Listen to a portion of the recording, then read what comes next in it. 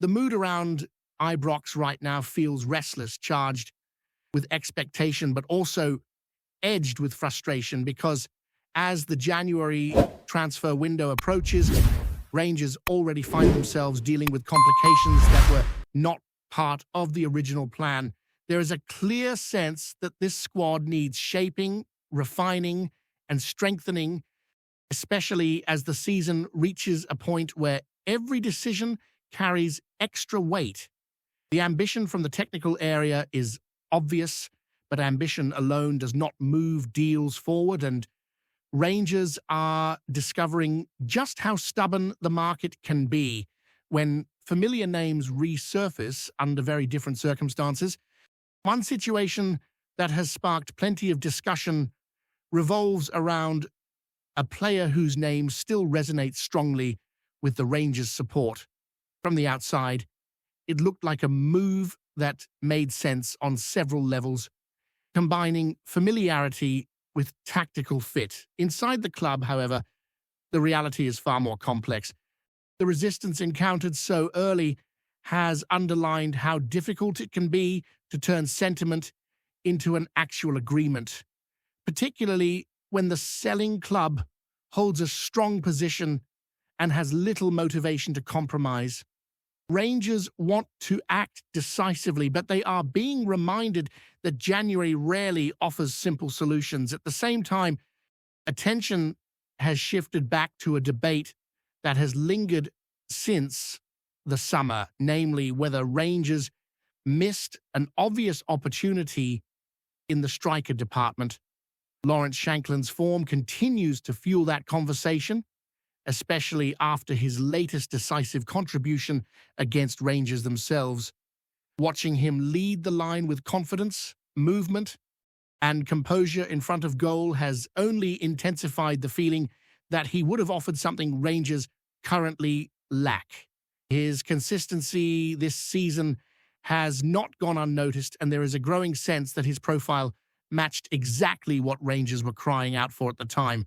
The argument is straightforward and to many difficult to dispute. Shankland is proven at this level, understands the demands of Scottish football, and has delivered goals season after season. His influence goes beyond numbers because he sets the tone for those around him, linking play and occupying defenders in a way that opens space for others. When Rangers have struggled to turn dominance into goals, his name inevitably comes up as a reference point for what might have been.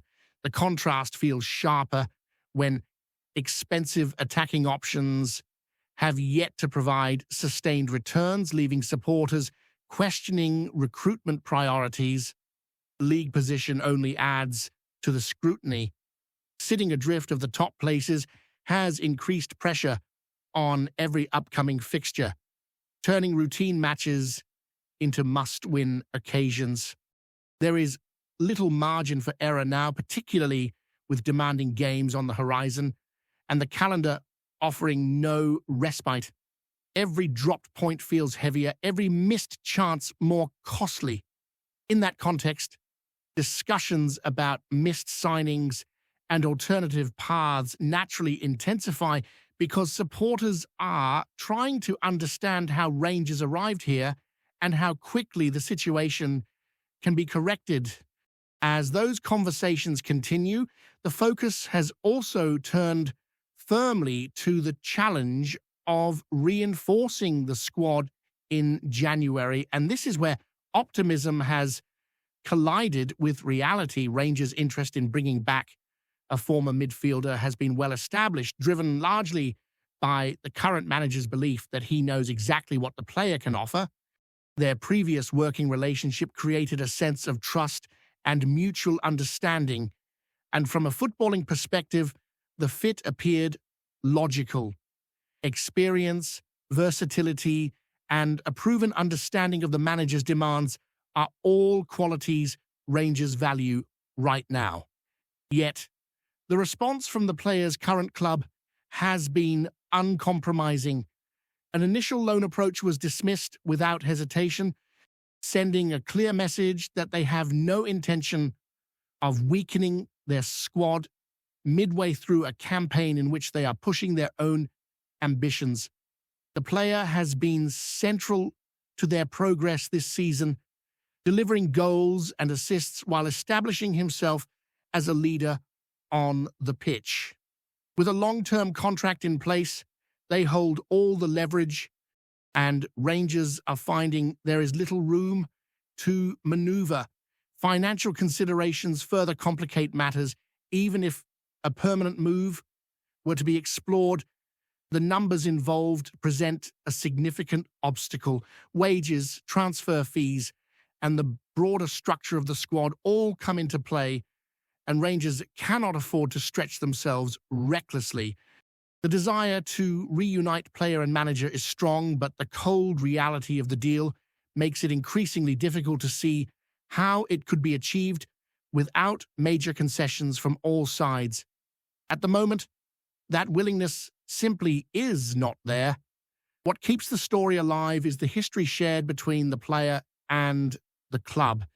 His previous spell at Ibrox delivered moments that supporters still remember fondly, and his development under the current manager elsewhere added another layer to the narrative. That period was transformative, not just for the player's output, but for his confidence and influence. It is easy to see why Rangers would want to tap back into that version of him, especially during a season where leadership and experience are in short supply. However, football decisions cannot be built on nostalgia alone. The club's hierarchy understand that emotions do not lower asking prices or reduce wage demands. With the selling club standing firm and showing no appetite for compromise, Rangers are left facing a familiar January dilemma.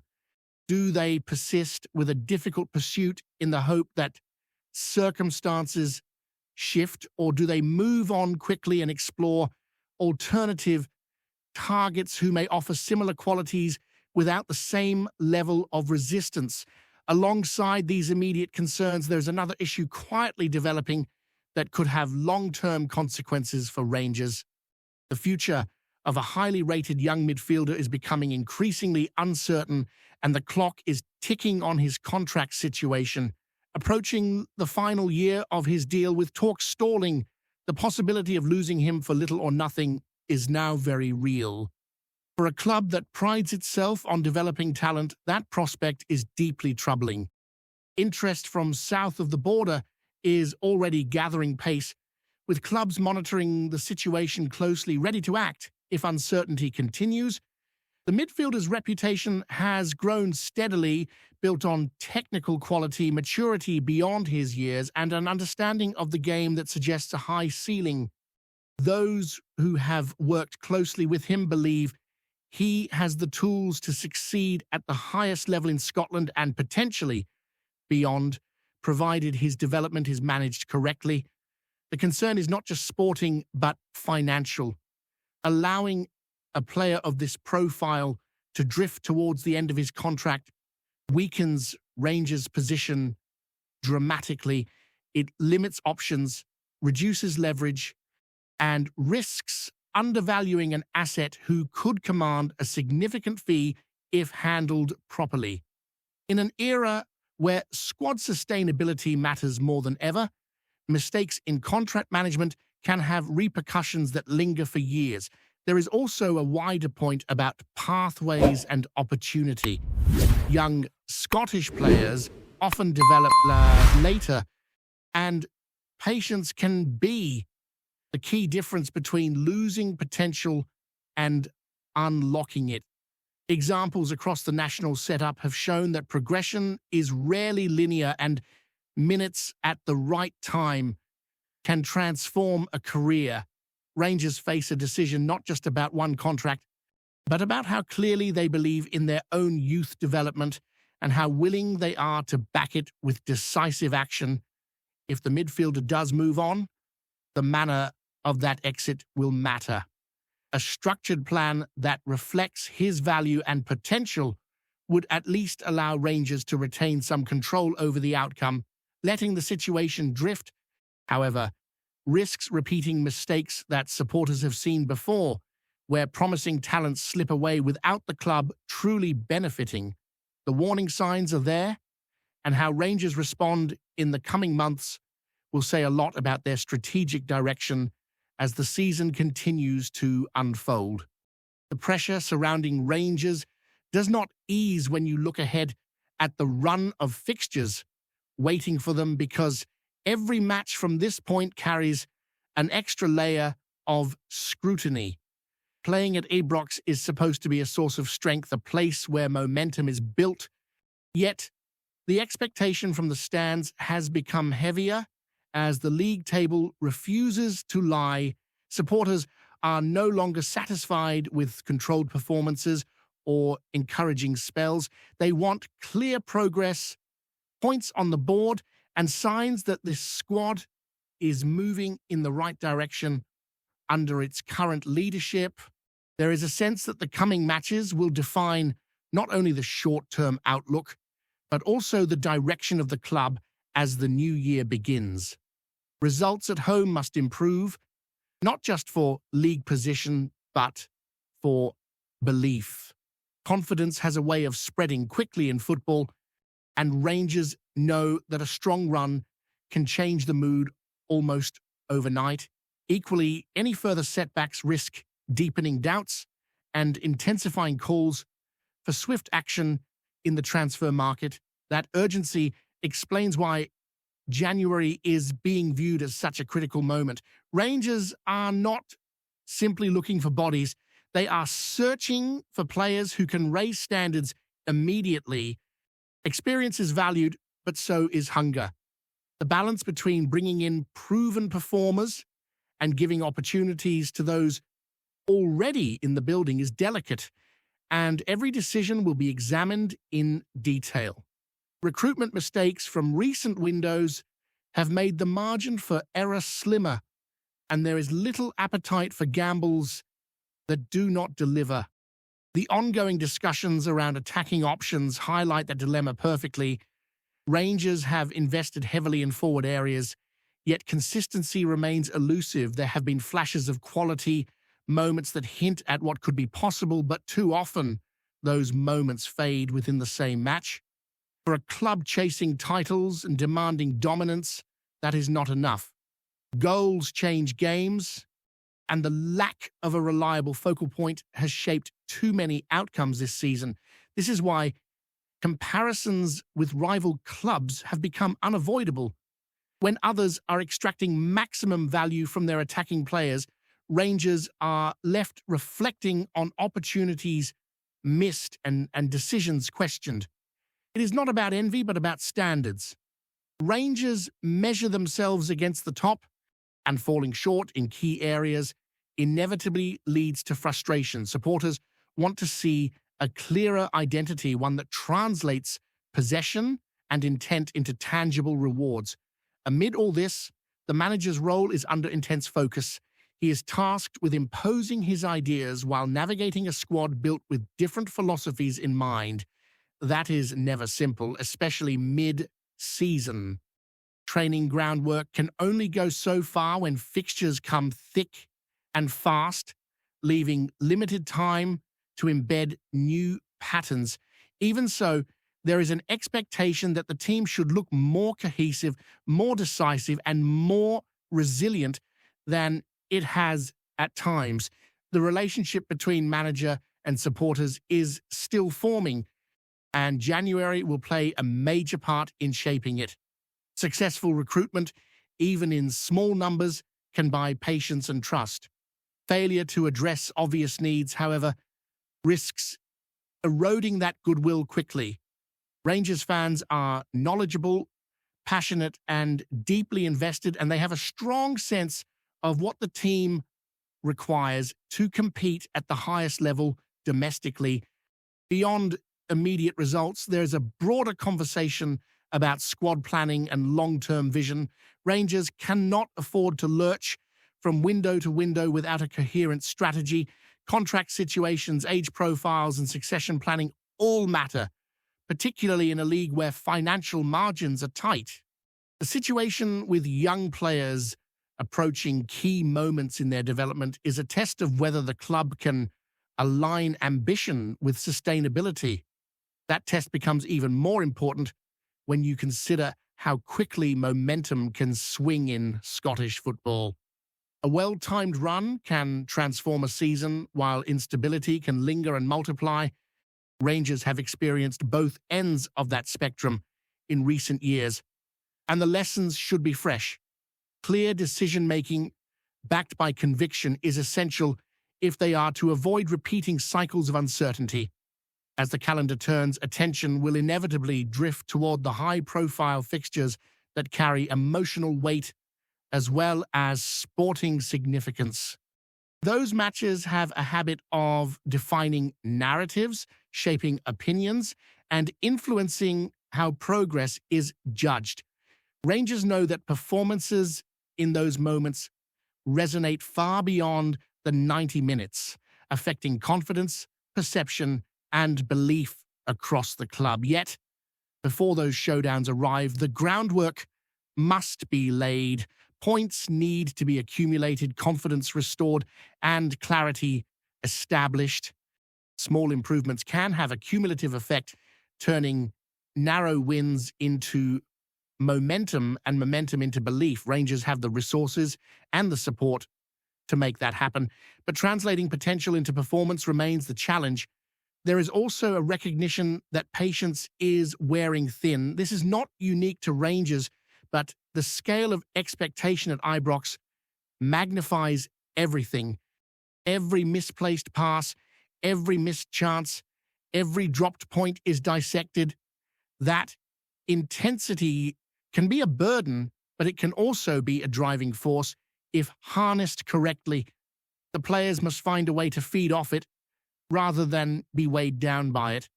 Before we continue, make sure to subscribe to our channel and turn on notifications to get all the exclusive news about Rangers FC.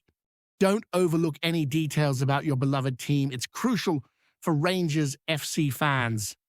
Whispers are swirling round Ibrox that could shake the Premiership to its core. The name on every tongue is Ryan Kent, and the talk is that the winger could be heading back to Rangers in January, not as a supporting act, but as the unquestioned leader of the attack. It is only a rumor for now, but it is the kind that refuses to go away, growing louder with every retelling in pubs, press boxes, and training grounds. Those close to the club say there is a feeling that unfinished business still hangs in the air. Kent's previous spell in blue was marked by moments of real quality, explosive pace, and a knack for stepping up when the pressure was on. Insiders claim the dressing room believes his return would bring more than just flair on the wing. It would bring authority, confidence, and a focal point for an attack that has sometimes lacked a clear figurehead. The speculation suggests Rangers' hierarchy see Kent as a ready-made talisman, someone who knows the demands of the club, understands the expectation of winning every time they step onto the pitch, and is not fazed by the intensity of the support. There is talk that he would be handed a central role, freedom to roam, and the responsibility to carry the attacking burden in big moments. Sources hint that conversations behind the scenes have already taken place, with the player reportedly open to the idea of a return to Glasgow.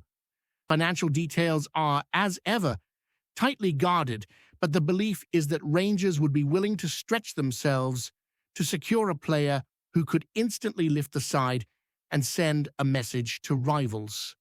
For now, it remains gossip rather than fact, the sort of story that fuels debate and keeps supporters dreaming. Yet, in Scottish football, rumours like this have a habit of turning real when least expected. If Ryan Kent does pull on the Rangers shirt again, it would not be as a nostalgic reunion, but as a bold statement of intent. With one man tasked to lead the line and reignite the fire at Ibrox. Greetings, fans! Make sure to hit that like button and subscribe to the channel as it's greatly appreciated by Rangers FC. And don't forget to share your thoughts on the news in the comments section below. Until the next video, stay tuned